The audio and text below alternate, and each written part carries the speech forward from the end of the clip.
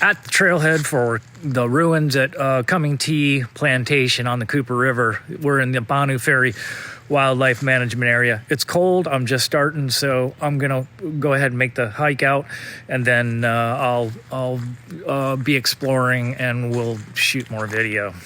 So I've been trucking around on all these little logging roads that are all around here, trying to stay warm. But now I'm walking back to the ruins of the plantation house, and because the sun's higher and it feels better. So let's check this out. It was hard to find stuff on this house and the plantation. So what little I did find, it's going to be in the description. This article came from online, and I'll leave the citation in the description. But the Cumming name takes us back to John Cumming, mate of the pioneer ship Carolina and later captain of the Blessing.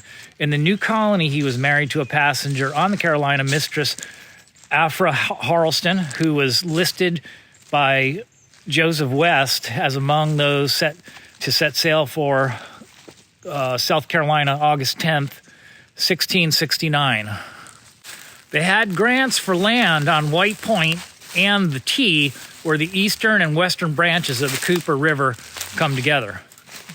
Cumming died in 1695. Being childless, he left his entire estate to his widow. When Afra died in 1699, she left the estate to her nephews, John Harleston of Dublin, Ireland, and to her husband's half-nephew, Elias Ball. John Harleston is considered to have arrived in the province in 1699 or 1700, and he was married in 1767 to Elizabeth Willis.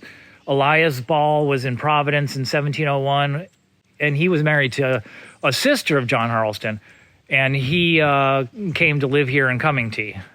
Elias Ball built a wooden house here in 1738, and then he would add later a brick addition. That is what this house became in 1738.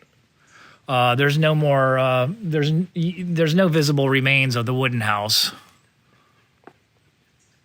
So the property stayed in the family hands until 1927, when Senator Joseph Frelinghuysen purchased it as a hunting retreat, and then he sold it, I am assuming, to West Virginia Pulp and Paper Company in 1949, and they ran it as a lumber to harvest lumber. That company became Mead Westvaco, and then 2004 it was sold to the South Carolina Department of Natural Resources.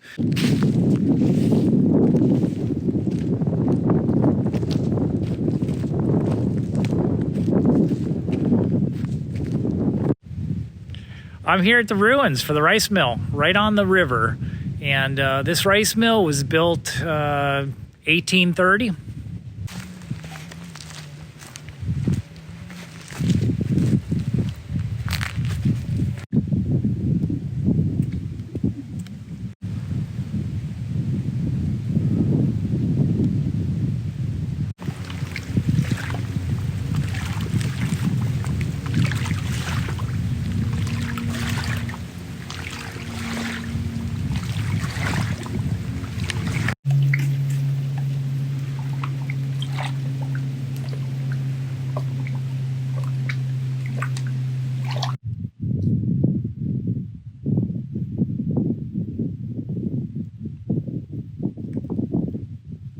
There is a tree, I read about it in a couple of accounts, that is called the Robination tree. It's supposed to be a large oak, and it has some iron around it that the balls put on it.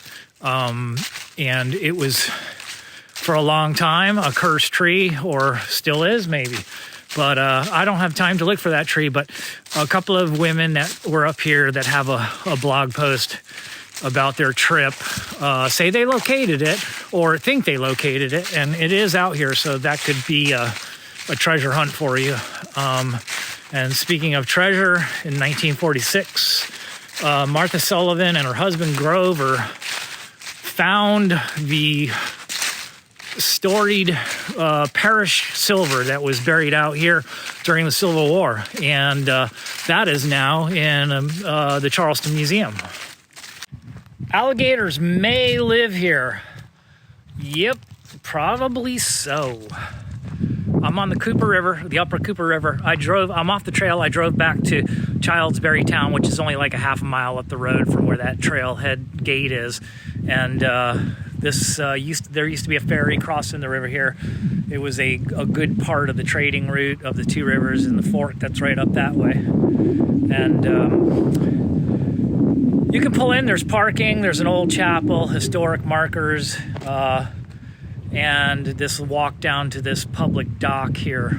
We'll check out the other stuff on the way back over to my vehicle.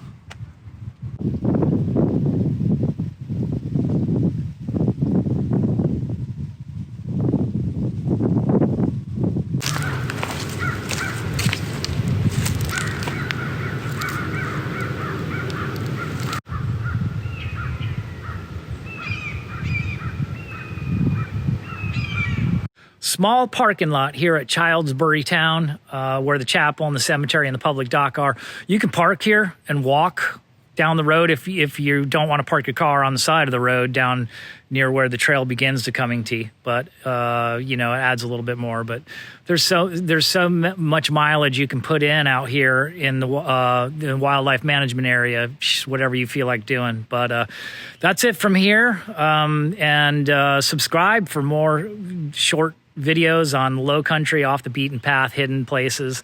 And thanks for watching.